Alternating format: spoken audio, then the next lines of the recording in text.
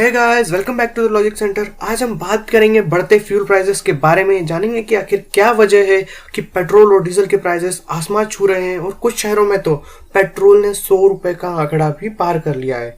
अब यहाँ बात करें पेट्रोल और डीजल के प्राइस बढ़ने की, तो इसके पीछे दो मेजर रीजन हैं।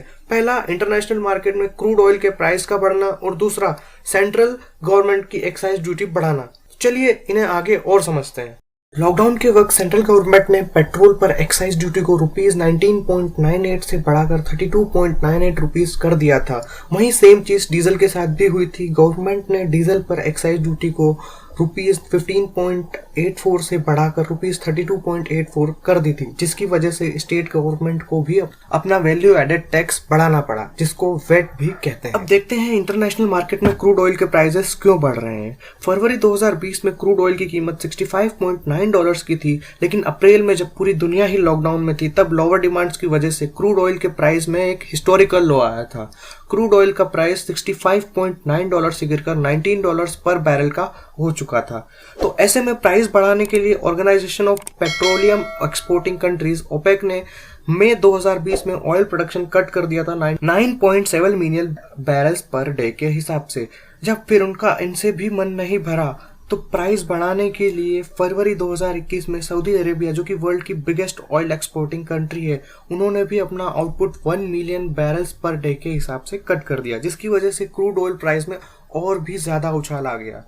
अब इंडिया में तो पेट्रोल ने सेंचुरी मार ही दी है। अब देखते हैं हमारे पड़ोसी देशों में पेट्रोल डीजल का क्या हाल है।